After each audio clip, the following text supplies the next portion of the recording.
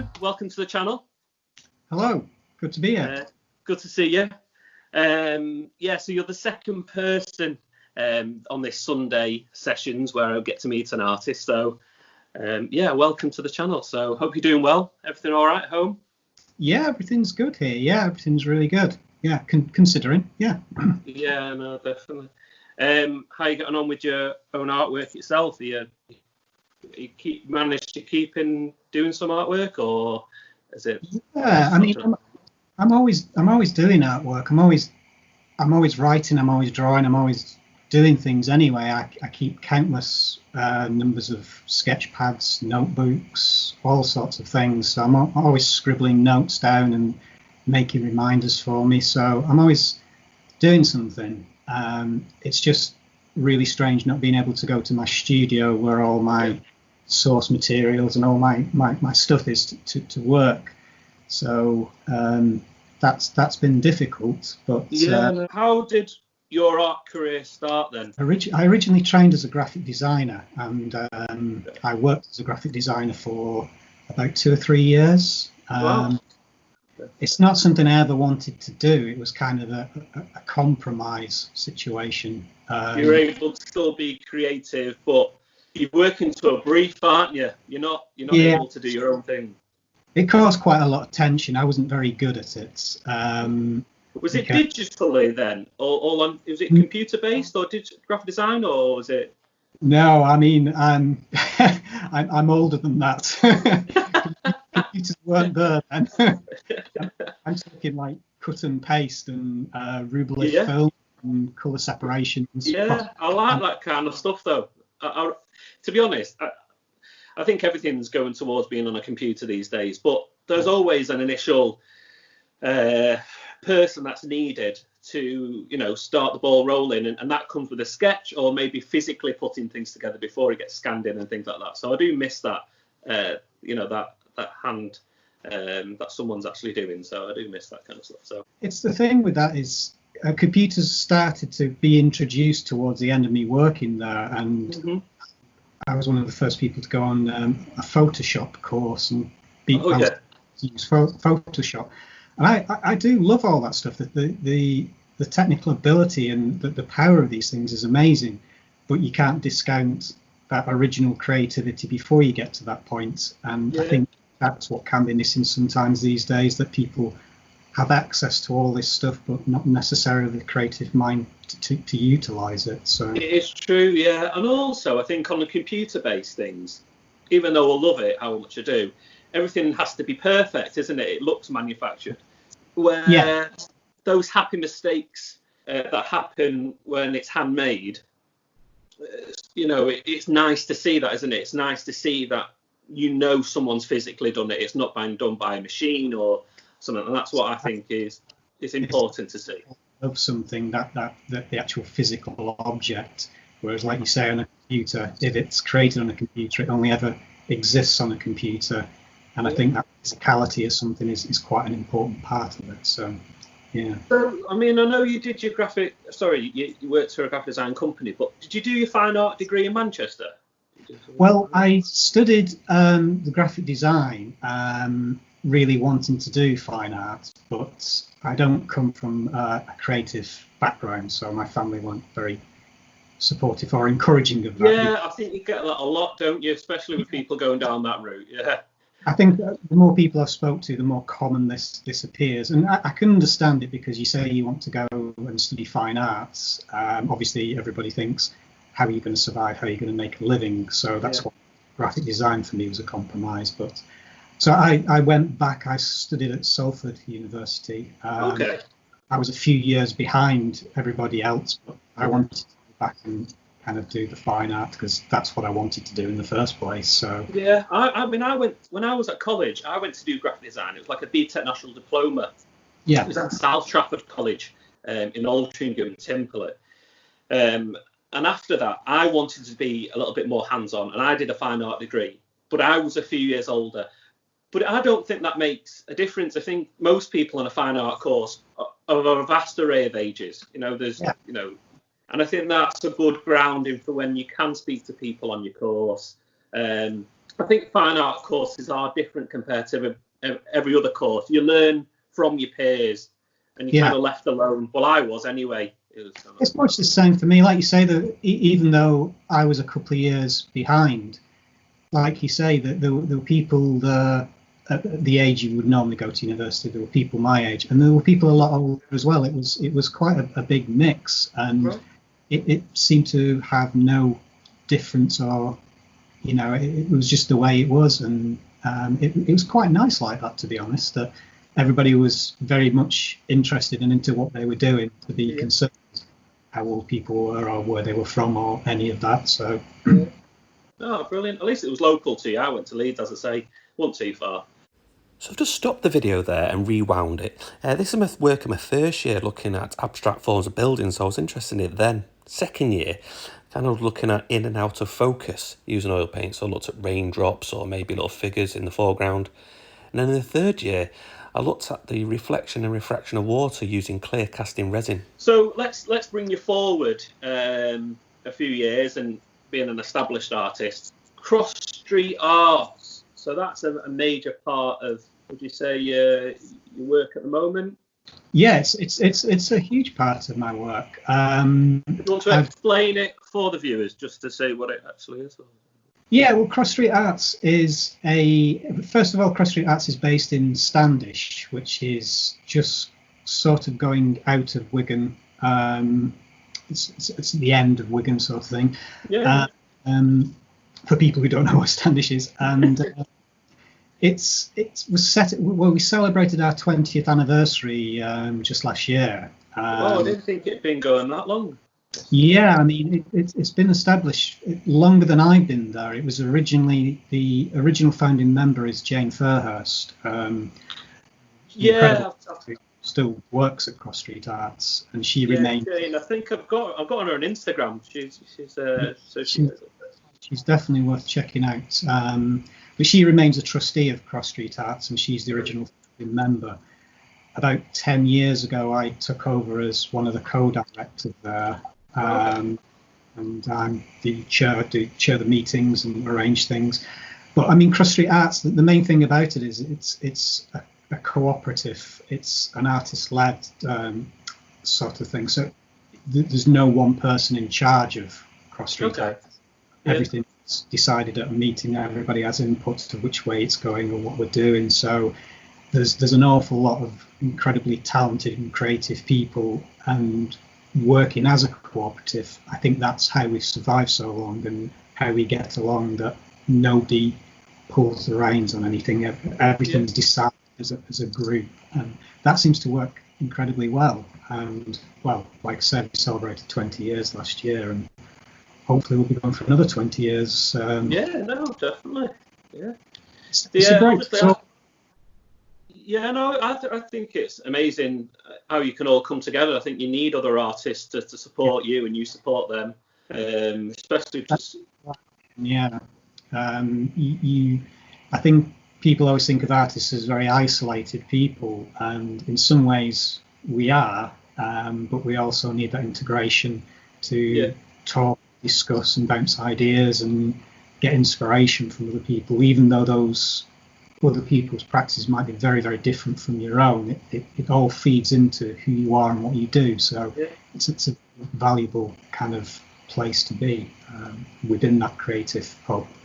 Yeah, I mean, a couple of years ago, when I was trying to get myself into galleries, and I went to Saul Hay Gallery, and I saw some of your artwork on the wall, and I was speaking to Ian about it. I thought it was like, I haven't seen anything like that before, and it was really kind of resonated with the work that I do. And then obviously you had that exhibition there. Now you're talking about being in a studio surrounded by people. When you had that exhibition, for around about a year, you were with Sarah, who helped you, the art historian. How did that work then? What was the... Well, that really came about because me and Sarah bumped into each other at an exhibition at Saul Hay, where I had a few pieces of work, and we just instantly hit it off, really, that we had very, very similar interests, and we realised when we were talking we had much more to talk about. That led to little meetings where we discuss certain kind of paintings that we were interested in, so certain kind of movements of art, and it just seemed to progress and evolve kind of naturally into what the exhibition was, where the exhibition really came about because of our friendship and because of our similar interests, and we just were looking at finding a way of working together and what we should do. And until we realised that we kind of already had started working together just from the discussions me and Sarah would have. I would go back to my studio afterwards, and then that would feed into my work, and then I would show that work to Sarah, and then we'd discuss that more, and it would lead on to more work, and it evolved from there, really. I think that's what I do. Almost, I look at your work and in awe of it to a certain degree, that I see how the spark started in the idea that you still do your sketchbooks and you eliminate compositions, and you're constantly evolving the work until it becomes the final outcome. Yeah. Some artists may just instantly do it straight away. With yours, it takes a lot of thinking. Yeah, that's always been something I've kind of tried to work out in my own. That I can't create work quickly, and I can't produce a lot of work. It takes a really long time to evolve. The final painting that you see might be what you might think of, very minimal and very reductive, simple, but to get to that, the amount of sketches, the amount of notes, the amount of discussions, I'm very obsessive about every single aspect, even to the tiniest little shade of colour. If it's not right, it has to be read, and everything's worked over and over and over to get to what I need it to be. So let's just talk about the artwork, because some people might not have even seen it.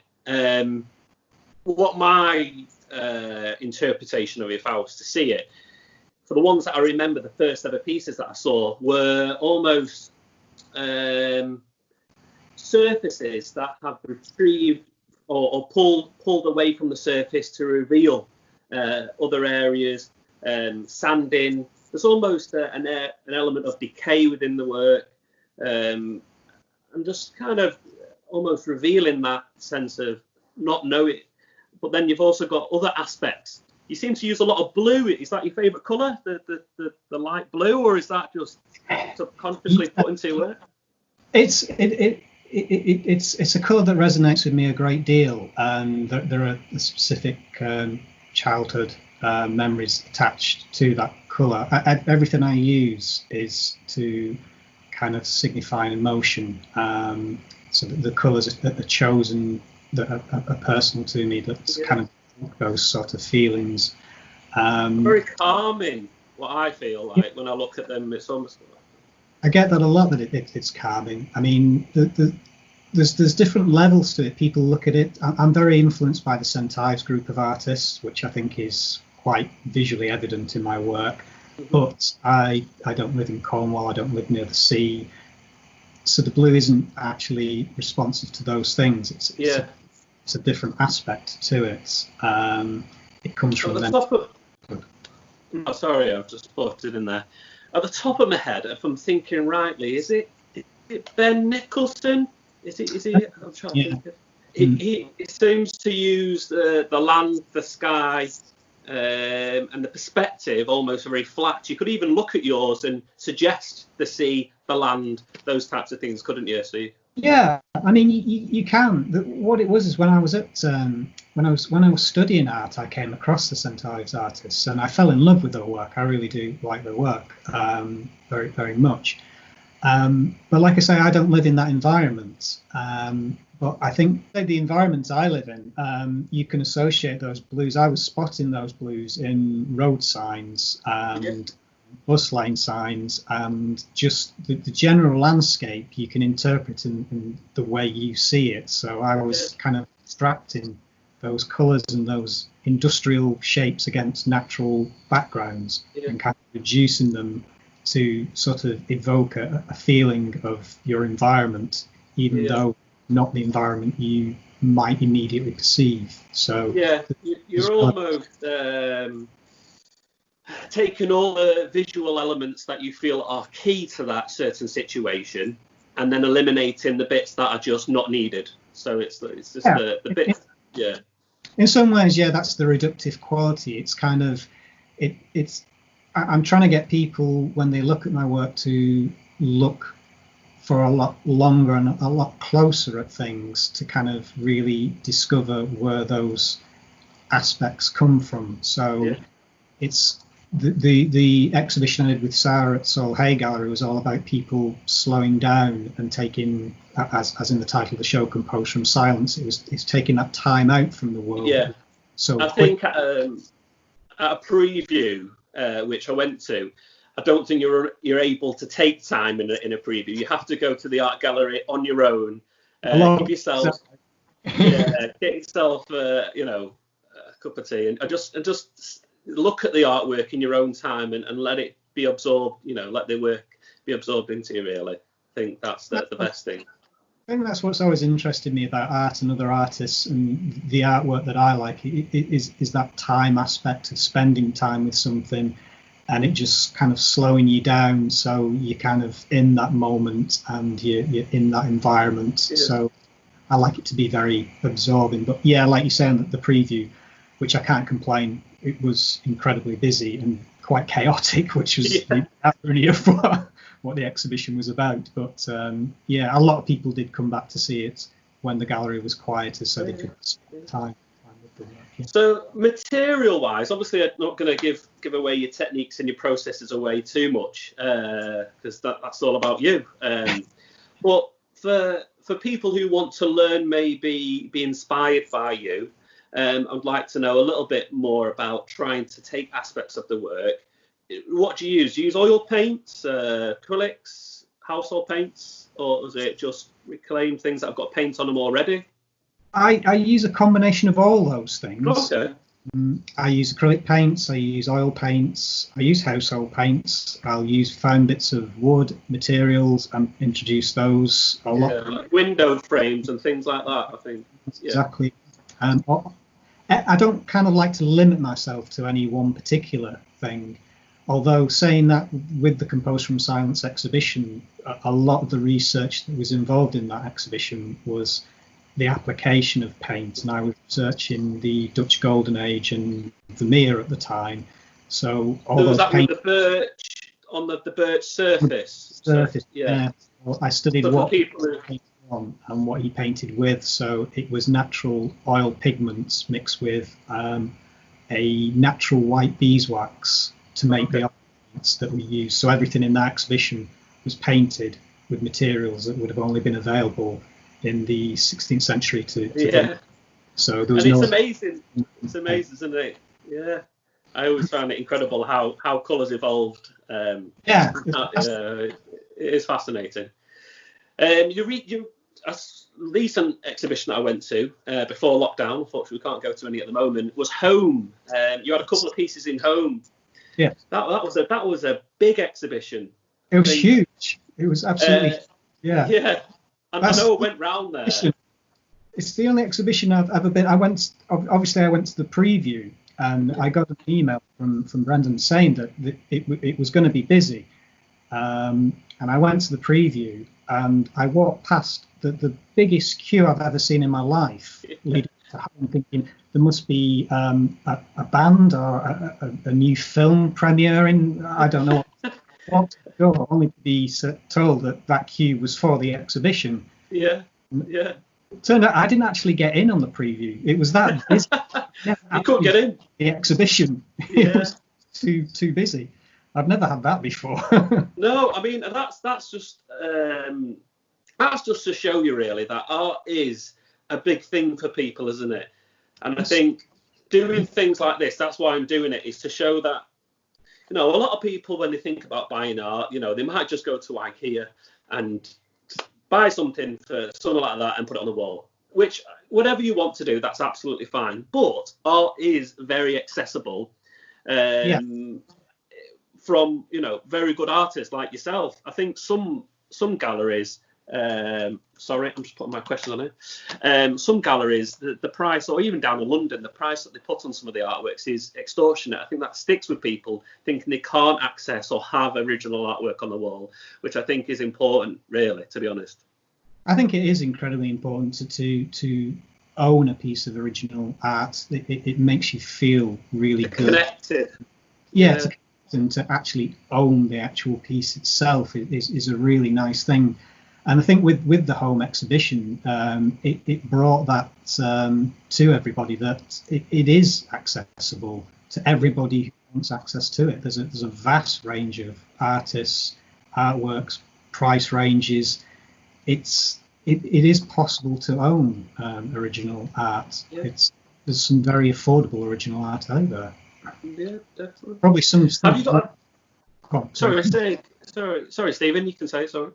No, I was just going to say, in some cases, you can probably buy an original piece of work cheaper than you can buy a mass print that's framed in IKEA, and there is nothing wrong with doing that. But I think some people have a mentality that it's a safer way to do it, to go to a furniture place and buy something. Yeah. There's always going to be that elitist kind of aspect to art, but I think what Hay's doing as well, there's a vast range of prices and qualities and styles of work available to anybody who wants original work. Oh, brilliant. So, do you have a favourite piece of artwork that you've ever done?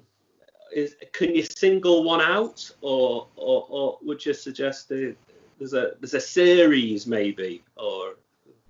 That's always a really difficult question to answer, because there have been pieces of work I've been incredibly proud of. But when anybody asks me what my favourite piece of work is, I always have to say it's the piece of work I'm working on at the moment, because that's the direction I'm going in, and that's where all my energy is focused. So anything done prior to that is finished now, and I'm now working on this, and this is It's like a next problem, isn't it? Once it's like a series of problems, and when you've finished that equation of problems, it's onto a new problem, and it's just constant like that, isn't it? It's almost like because if you create the ideal piece of work that you've always wanted to create, and it's perfect in every way, then you'd stop. And although I'm proud of some of the previous work I've created, there's always room to take it in a different direction. Or you're always. So I'm always looking, and I'm always trying. Always learning. Yeah, absolutely. Right, we talked about your work, which favourite piece of artwork that we discussed. And I think really you probably touched on this question we're going to ask you now. Favourite artist? Is it those Dutch painters then that resonate with you? Like you feel like you're most connected with, or you enjoy looking at their work? I think for me, since early childhood, since I saw paintings in the little children's illustrated books, I remember as a very young child seeing a painting by Bruegel, the landscape of the fall of Icarus, and I saw other paintings that I kind of fell in love with. But for me, the Dutch Golden Age, and particularly Vermeer, is something that they're special, aren't they? It's just holds so much mystery, so much silence, and so much in those works that I absolutely adore them. Yeah. Brilliant. Okay, so we've discussed art. We might come back to it, but one thing I do want to ask, because I've got a passion of it, is cars. So do you have a love of cars? You got, or is it just a particular time frame? Because I know you've got a Morris Minor, or is it still? It's a 52-year-old Morris Minor. Yeah. I have to say I don't have a passion for cars particularly. Okay. I'm in love with the aesthetics of this particular car. It was one of those. More the looks than anything else, really, because, like I say, I'm not a mechanical person. So, and I've had the car. I do see cars as pieces of artwork. I mean, I'm probably like past the cars in my head, but I know Morris Miners, sometimes you can get the back of them that's got that wood. Yours has not got that one, has it? Is it the long? No, I did look at. They were at my price range. Yeah, can imagine they go up in price. I could fit more canvases and more panels in those, but I afford them. So, but I've had mine for 15 years now, so it keeps going. Brilliant. No, that's great. I know. I think I really do love it. I'll put a picture up so everyone can see it. Yeah. And well, we're coming towards an end now. But one thing I do want to talk about is your beard. That has taken some growing. That has taken some growing. Yeah. I mean, this is about 4 years now. So that's I suppose that's quite a long time really to not shave. But that again, it wasn't really a conscious thing. It just happened one day. I just stopped shaving, and it just. Yeah.